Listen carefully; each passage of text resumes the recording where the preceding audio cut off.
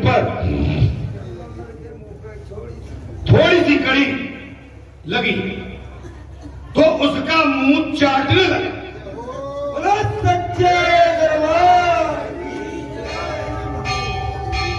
कन्हैया मधुमंगल के मुंह चाटने लगा। ये सब चल रहा ही था। उसी समय वहां ब्रह्मा जी का आगमन हुआ।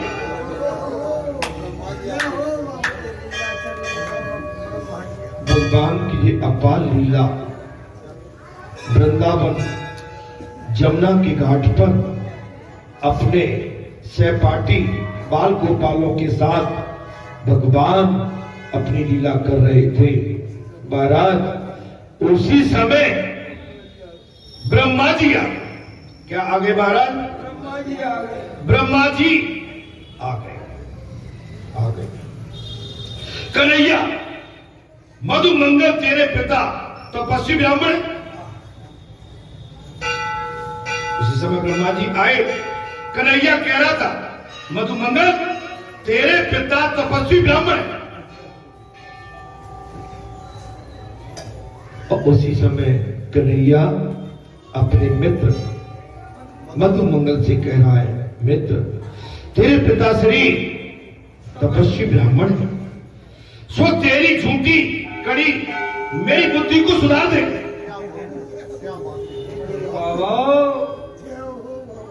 तेरी झूठी कड़ी मेरी बुद्धि को सुधार दे।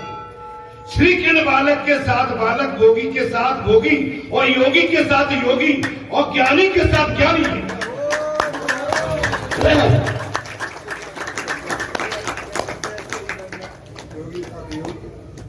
भगवान श्री कृष्ण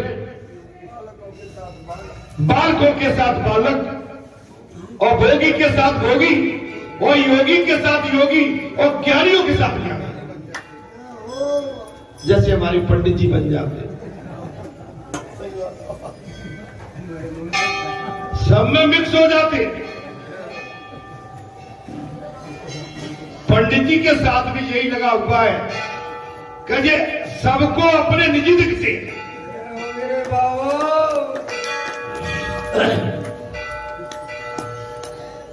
हम बैठते तो हमको लगता हमारे ही है, और समधी बैठ गए। अब आप तो दोनों समधी बैठे भाई, भाग खुल क्यों नहीं भाग खुलेंगे महाराज? वो भी तपस्वी है, साधना साधक है, ब्राह्मण है।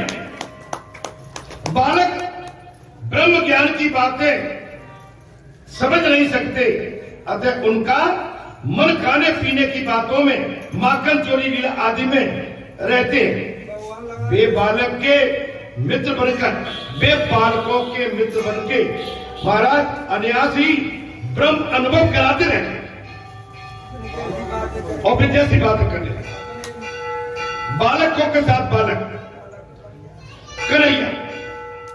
कन्हैया को मधुमंगल का मुंह चाटते हुए पाया तो ब्रह्मा जी को आश्चर्य हुआ।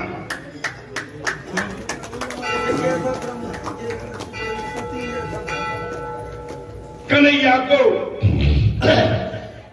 मधुमंगल का मुंह चाटते हुए पाया तो ब्रह्मा जी को आश्चर्य हुआ। ये कैसा भगवान है? ये कैसा भगवान? लोग श्री कृष्ण को ईश्वर मानते हैं। ब्रह्मा जी सोचने लगे, बोले लोग इनको ईश्वर मानते हैं और ये तो इधर गोप बालकों का मुंह चाटता फिरा। जी के साथ ये तो इधर उधर बालकों का मुंह चाटता फिरा। ईश्वर कभी ऐसा हो ही नहीं सकता। ईश्वर कभी ऐसा हो सकता है क्या? हो सकता है। ब्रह्मा भारत पोष वेश में डूब गए। ब्रह्मा जी भारत पोष वेश में डूब गए। ये वही ब्रह्म है जिन्होंने क्षीर सागर में जाकर शेष सायनी भगवान से अवतार लेने की प्रार्थना की थी। जय यही ब्रह्म, ये वही ब्रह्म, और उनके देवकी जी के गर्भ से आने की गर्भ स्तुति की थी। आज वे ब्रह्मा जी श्री कृष्ण की सगुण लीला देखकर चकरा गए। आज वही ब्रह्मा जी भगवान की सगुण लीला को देखकर चकरा गए। ये कैसा ब्रह्म है जो झूठा मीठा खाता फिरता है?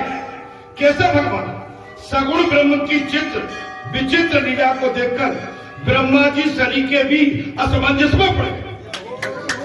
इस खेत की गाजर पुली है। ब्रह्मा जी जैसे चकरा गए भगवान की लीला देखते, असमंजस में पड़ गए। तो सामान्य जीव की तो बात ही क्या, फिर सामान्य जीव की क्या बात? निर्गुण ब्रह्म को समझना कुछ आसान है।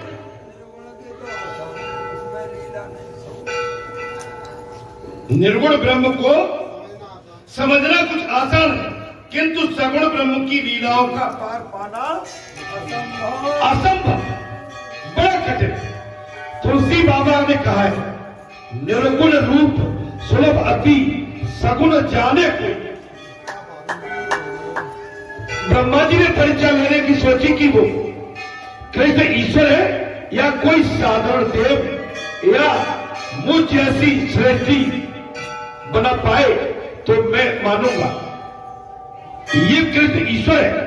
यदि मेरी कसौटी पर ये खरा उतरेगा तो मैं इसे ईश्वर मानूंगा। ब्रह्मा जी ने परीक्षा ली है और बिल्कुल ब्रह्मा जी ने क्या किया कि अगर मैंने जैसे सृष्टि की रचना की है, अगर ये सृष्टि की रचना कर लेगा तो मैं इसे ईश्वर मानूंगा। ब्रह्मा जी ने माया के बल से सभी बछड़ों को ब्रह्मलोक में उठा ले गए। ब्रह्मा जी माया के बल से सारे बछड़ों को ब्रह्मलोक में ले गए। भोजन करते करते बालकों को भी अपने बछड़ों की याद आई। देखा तो बछड़े वहां थे ही नहीं। कन्हैया ने उन्हें बता दिया। कन्हैया ने मित्रों से कहा, तुम भोजन करो, मैं बछड़ों को लेके आता।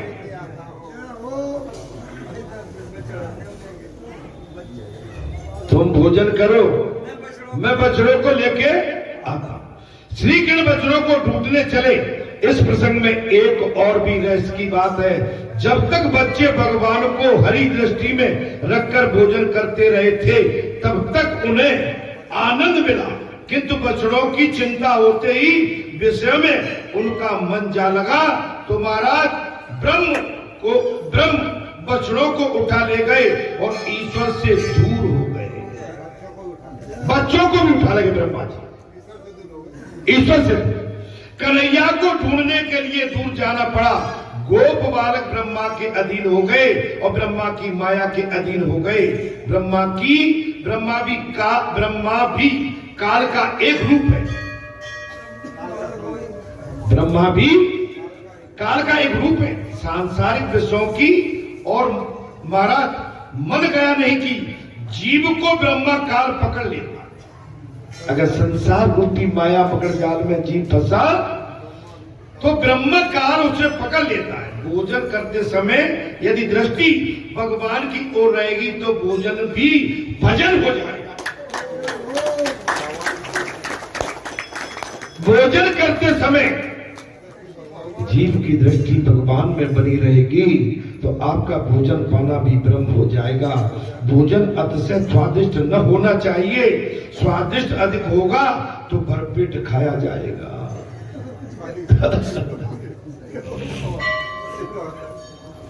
भोजन अधिक न खाया जाए। भोजन स्वादिष्ट होगा तो भरपेट खाया जाएगा। बहुत खाने से मन आलसी हो जाता है।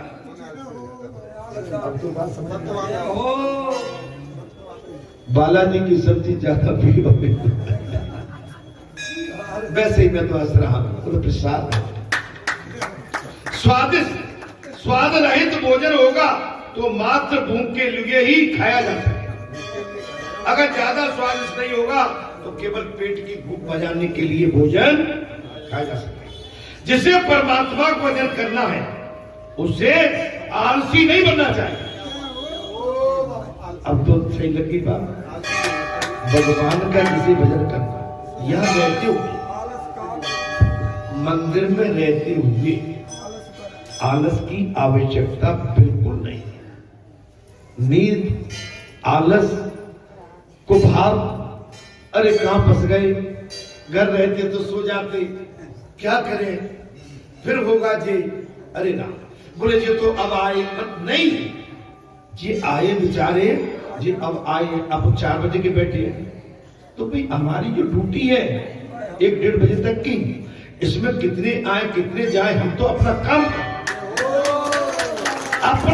करते रहेंगे। और जी आ गए तो हमें तो और खुशी है, हमें और खुशी। हम तो कथा को जब ज्यादा भीड़ होने लगती है आधा घंटे 4 घंटे और कथा को बढ़ा देते। अब हम कहेंगे भाई कथा हुआ करना पड़ेगी, सब लेके बैठे। माने आपने ड्यूटी ठीक की नहीं, उसे आलसी न बना। भोजन एक अनिवार्य शरीर धर्म है। भोजन एक शरीर के लिए अनिवार्य धर्म है, वो पाप नहीं है, किंतु भोजन ही के साथ तन्मय न हो वो पाप है। हम केवल भोजन के लिए जी रहे, सवेरे दोपहर शाम को केवल भोजन के। देखो हमने कही नहीं, हम व्रत कभी नहीं करते, लेकिन हो जाते भोजन। अच्छा भूख भी नहीं लगती, आप घर में रहेंगे ना, एक और आदत है, ले कुछ है क्या जी खा ले, और घर में बाहर हो तो कुछ नहीं चाहते, घर में होता है ला डब्बा में क्या पड़ा निकाल लेते खाते। मेरी तो आदत गंदी, खाने लगे।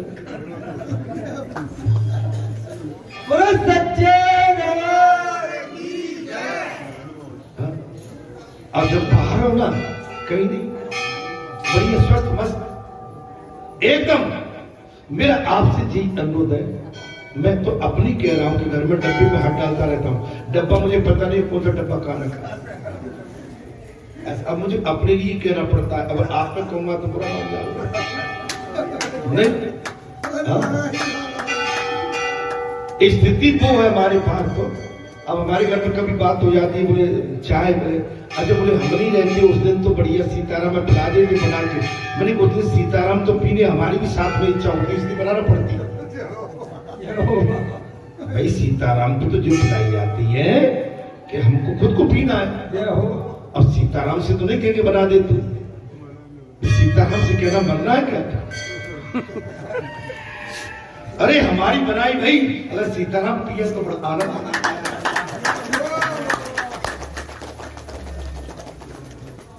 जी महाराज, लेकिन कभी कभी मेरा आशय अनुरोध आपसे यही है, बनाने में कोई नहीं, आप रोटी भी बना सकते हैं, भाई बनाया है, अब नहीं बनाया तो क्या लंबे टाइम से। बालपन में तो विद्यार्थी जीवन में ग्वालियर में अकेले रहते थे, माने लंबे टाइम तक अपने हाथ से रोटी बनाई है, और वो भी चूल्हे पे। कहां पे बनाई महाराज? चूल्हे पे। राख से बर्तन रगड़ते थे, तवा नहीं मांजते थे, काला हो जाता। तवा तो वैसे पोंछ पास कैसे कपड़े, तवा काला रहता था, कभी रगड़ते थे तो हाथ ही काले हो जाते। अच्छा उस समय इतने साबुन सोडे व्यवस्था सुनती नहीं, स्कूलों को भी जाते थे तो वो हाथ काले काले अलग दिखते थे। चलिए कथा की होगा, बोलो सियापति राम। मेरा अनुरोध आपसे यही है महाराज, श्री कृष्ण बछड़ों को ढूंढते हुए वापस लौटे, इधर आकर देखा तो गोप बालक गायब है। ब्रह्मा जी बालकों को भी गायब कर दिया।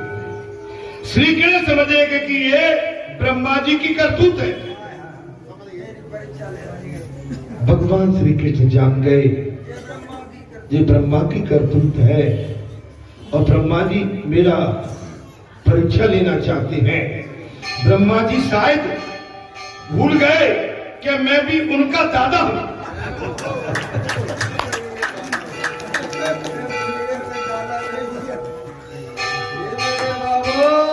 भगवान सोचने लगे, बोले ब्रह्मा जी भूल गए मैं तो उनका दादा नहीं पर दादा हूं। कहीं पर विष्णु को ब्रह्मा का पिता कहा है तो कहीं पर पितामह का बड़दादा, कहीं पर विष्णु को ब्रह्मा का पिता कहा तो कहीं पर पितामह। देवी भागवत के 9वें स्कंद में सृष्टि की उत्पत्ति की कथा है। सृष्टि की उत्पत्ति के बारे में सभी शास्त्र एक मत नहीं है, एक मत नहीं है। जगत की उत्पत्ति के विषय में की गई विचारणा भिन्न भिन्न है। महात्माओं ने ईश्वर के स्वरूप के बारे में ही अधिक विचार किया है। महात्माओं ने ईश्वर के बारे में ही विशेष विमर्श किया है। उनमें ईश्वर के स्वरूप के विषय में अधिक मतभेद नहीं है।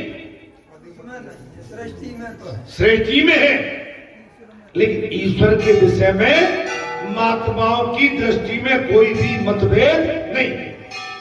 वैकुंठ धाम में विराजमान लक्ष्मी नारायण की नाभि में कमल उत्पन्न हुआ और महाराज उस कमल में से ब्रह्मा उत्पन्न हुए। उस कमल से ब्रह्मा। कथा आपने कई बार सुनी है, ऐसा नहीं हम ही सुना रहे हैं, तो आप सुन पा रहे हैं। लेकिन भगवान की लीलाओं को, कथाओं को और उनके प्रसंगों को और भगवान के भक्तों की और उनके साथ में जो लीला जिन्होंने की है, बाल गोपालों ने, गोपों ने, जितनी बार आप सुनेंगे आपको उतनी उनमें ताजगी मिलेगी, आनंद आएगा। भगवान तो समर्थवान है। श्री कृष्ण की ये इच्छा सृष्टि है। कन्हैया ने ही उन सभी बालकों को बछड़ों का रूप धारण किया था। कन्हैया स्वयं बछड़े बन गए। वे अपने ही स्वरूप में खेलते हैं और निश्चित है यानी अपने शरीर से नहीं आत्मा से खेलते हैं। ज्ञानी अपने शरीर से नहीं आत्मा से खेलते हैं। एक है भोगार्थ सृष्टि जिसे जीव सृष्टि कहते हैं। इस सृष्टि तो पंचभूत रहते हैं। जी महाराज, इस सृष्टि तो पंचभूत रहते हैं। भगवान की लीला सृष्टि है। मात्र अन्य को आनंद देने की सृष्टि से की गई सृष्टि लीला सृष्टि है। ब्रह्म पंचमहाभूत को सहायता से जगत की सृष्टि करते हैं। भगवान कहते हैं ये पंचभूत की मदद के बिना सृष्टि का उत्पन्न करता। परमात्मा जब भी संकल्प करते हैं सृष्टि उत्पन्न होती है। परमात्मा जब भी संकल्प करते हैं उस समय ये सृष्टि की उत्पत्ति होती है। जब ईश्वर पंचमहाभूत को उत्पन्न करते हैं उसके आधार से ब्रह्म जगत उत्पन्न करते हैं।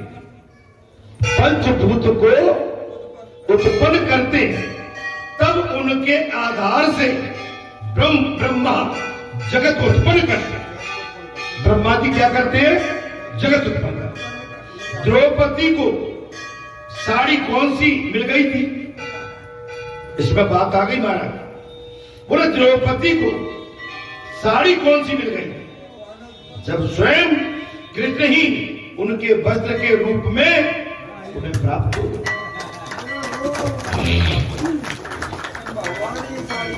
भगवान साड़ी बन गए। साड़ी भी किनारी है, किनारी भी साड़ी, साड़ी भी किनारी है, किनारी भी की साड़ी। समझ में नहीं आता था कि इसमें कौन क्या है। जब भगवान स्वयं द्रौपदी की साड़ी बन गई, भगवान के संकल्प ने साड़ी उत्पन्न की, भगवान के संकल्प ने साड़ी उत्पन्न की थी। जिसे ईश्वर ढकते हैं उसे कौन निर्वस्त्र कर सकता है।